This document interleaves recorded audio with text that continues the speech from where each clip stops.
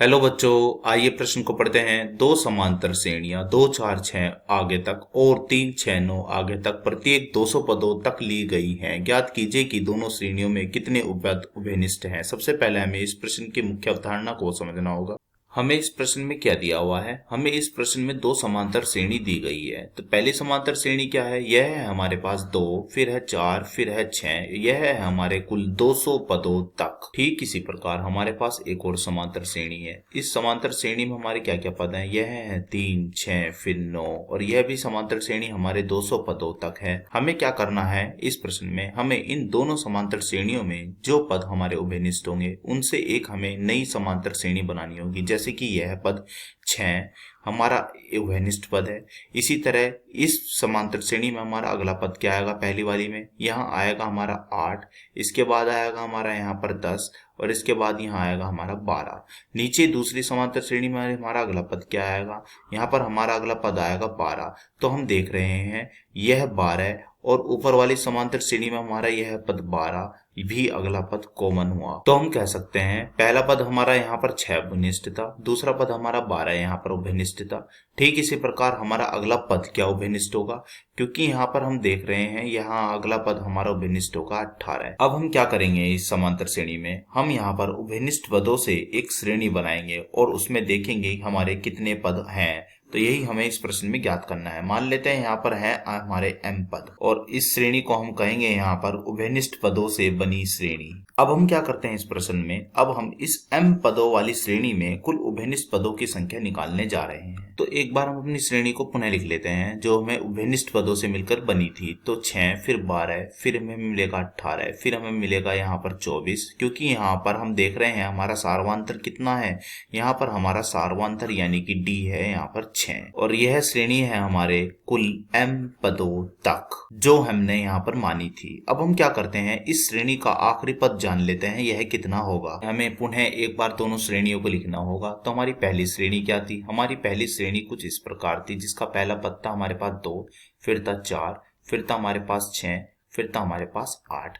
इसका आखिरी पद क्या होगा? तो आखिरी पद यानी कि मान लेते हैं वह पद है nवां पद। तो इसका सूत्र होता है a जमा n-1 गुणे में आता है यहाँ d। यहाँ पर a कितना है? a है यहाँ प्रथम पद यानी कि 2 जमा n कितना है? n है हमारे पास। इस श्रेणी में कितने पद हैं? इस श्रेणी में हमारे पास हैं यहाँ पर 200 पद।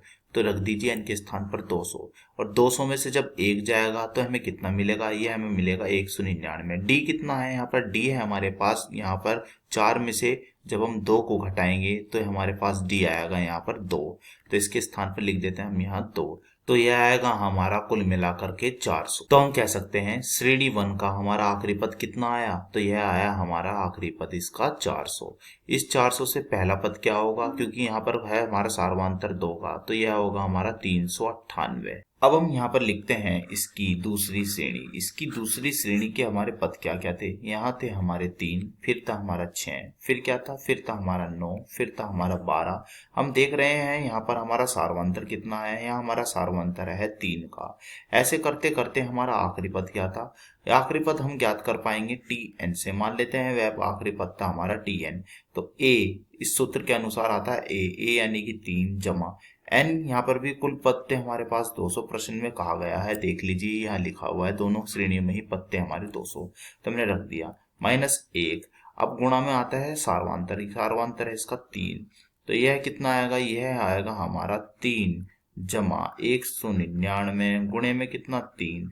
तो यह करके आएगा हमारा यहाँ पर 600। तो इस श्रेणी का हमारा आखिरी पद क्या हुआ? यह हुआ हमारा 600। इससे एक कम कितना होगा? यह होगा हमारा 597। हम देख रहे हैं इस श्रेणी का है हमारा आखिरी पद 600 व इस श्रेणी का है आखिरी पद हमारा 400। 400 600 के जैसा नहीं है तो यह पद उभयनिष्ठ नहीं हुआ। फिर है 398 नहीं है इसके समान 597 तो यह पद उभयनिष्ठ नहीं है। हम देख पा रहे हैं 396 ही पद यहाँ पर उभयनिष्ठ होगा क्योंकि यह आसानी से 3 से कट जाता है। तो 396 जो इसका पद आएगा यह पद यहाँ बीच में कहीं पड़ेगा। तो 396 पद इसका तो बीच में पड़ेगा पर इस पहली वाली श्रेणी का यह होगा आखिरी से तीसरा पद। तो हम कह सकते हैं कि यही 396 हमारा इसका उभयनिष्ठ पदों वाली श्रेणी का आखिरी पद है। तो अब हम इस उभयनिष्ठ पदों वाली श्रेणी का m पदों का मान ज्ञात कर सकते हैं। तो चलिए कर दीजिए, बताइए कितना आएगा। तो m कितना है यहाँ पर, यहाँ है यह 396। तो यहाँ से हमें m पदों का मान ज्ञात करना है। पहले आता है प्रथम पद a और फिर आता है m पद माइनस में 1 और आता है d बराबर 396। यहाँ से m का मान हमें ज्ञात करना है। a का मान कितना है इस उभयनिष्ठ पदों वाली श्रेणी में, यहाँ है a का मान 6। तो रख देते हैं a का मान 6 जमा m हमें ज्ञात करना है माइनस 1 d है यहाँ पर सार्वधांतर। सार्वधांतर कितना है इस m उभयनिष्ठ वाली श्रेणी में, यह है हमारा 6। तो लिख देते हैं यहाँ पर 6 बराबर में क्या चल रहा है 396। तो यह आएगा हमारा 6 जमा 6m माइनस के 6 बराबर कितना है 396 और यह 6 से कट गया है। तो 6m बराबर कितना आया, यह आया 396। अब 6 से यह भाग दे दीजिए तो यह m बराबर आएगा 396 बटे कितना 6। तो 6 एकम 6, 6 छिंग 36, फिर यहाँ चला गया 3 तो 6 छिंग 36। तो हम कह सकते हैं उभयनिष्ठ पदों वाली श्रेणी में पदों की कुल संख्या कितनी आई, यह आई है 66। तो यही हमारे इस प्रश्न का उत्तर हुआ। आशा करता हूँ यह प्रश्न आपको समझ में आया होगा। धन्यवाद।